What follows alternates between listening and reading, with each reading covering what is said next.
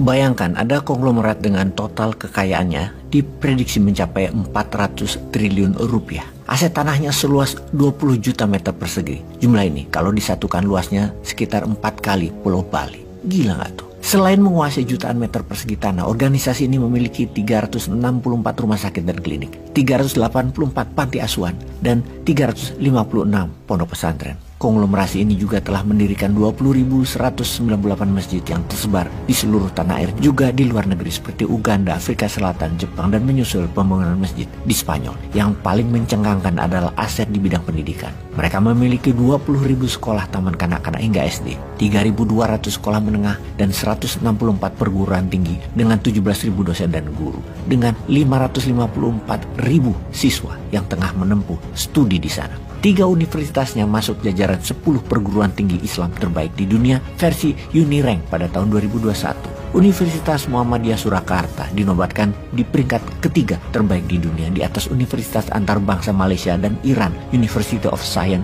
dan Teknologi. Sedangkan Universitas Muhammadiyah Malang dan Universitas Muhammadiyah Yogyakarta berada di ranking ke-6 dan 8 terbaik di dunia. Benar, kita bukan membicarakan tentang aset seorang konglomerat semacam Prayogo Pangestu atau Khairul Tanjung atau Sembilan Naga. Kita bicara tentang sebuah organisasi keagamaan non-profit, organisasi massa ormas Islam terkaya di dunia, Muhammadiyah. Bagaimana Muhammadiyah bisa sebesar dan sekaya itu? Perkembangan Muhammadiyah yang mulanya dari sebuah madrasah sederhana di kampung kecil Kauman di Yogyakarta sering sekali menjadi bahan riset dan diskusi para intelektual internasional. Seorang profesor antropologi sekaligus pengamat Islam asal Boston University Amerika Serikat, Robert Hefner, pernah mengajukan Muhammadiyah untuk meraih Nobel Perdamaian pada tahun 2019.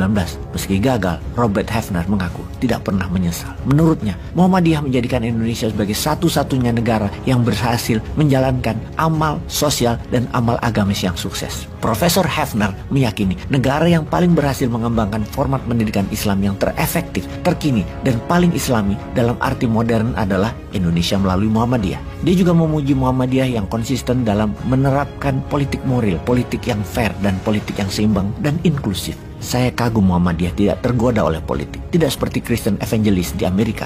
Itu pujian Hefner di media. Sejak awal didirikan Kiai Haji Ahmad Dahlan 111 tahun yang lalu, di awalnya dia mendirikan madrasah dengan model kurikulum yang progresif, yang memadukan pelajaran agama dengan sains modern. Ini suatu hal yang baru, bahkan dianggap tidak lazim pada zaman itu. Kiai Haji Ahmad Dahlan juga giat berdakwah, termasuk melalui tulisan-tulisannya di media massa. Muhammadiyah menerbitkan majalah bernama Suara Muhammadiyah pada tahun 1915. Suara Muhammadiyah ini adalah majalah tertua di Indonesia yang pernah terbit dan tidak pernah berhenti terbit hingga saat ini. Semangat pembaruan Kiai Haji Ahmad Dahlan yang sering dijuluki sang pencerah ternyata mendapat sambutan luar biasa. Muhammadiyah menjadi tempat berkumpulnya para filantropi muslim yang rela mewakafkan harta, tanah maupun ilmunya untuk dikelola Muhammadiyah. Soal wakaf dan zakat adalah soal kepercayaan, dan hal itulah yang dijaga betul oleh Muhammadiyah. Kepercayaan dalam pengelolaan aset wakaf dan zakat para donatur itu pula lah yang menjadi salah satu kunci berkembang pesatnya organisasi Muhammadiyah. Pendidikan yang membentuk logika berpikir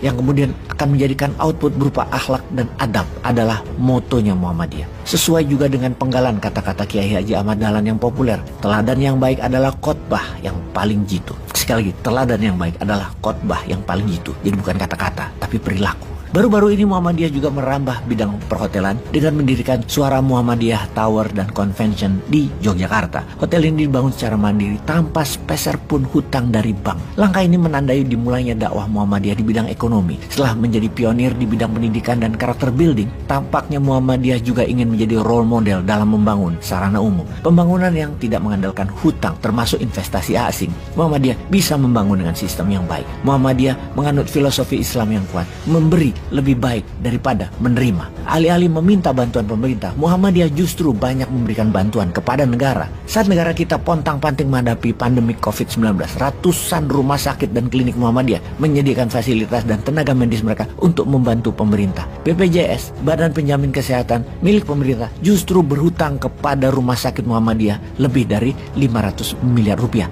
dan Muhammadiyah tidak ngotot menagihnya. Suara kecil dari kampung Kauman itu kini telah mendunia. Kiai Haji Ahmad Dahlan, kiai dan pedagang batik yang egaliter itu telah betul-betul membawa perubahan besar dan fenomenal. Bukan hanya untuk masyarakat di sekitarnya, namun untuk Indonesia, juga untuk dunia. Terima kasih Muhammadiyah. Peace.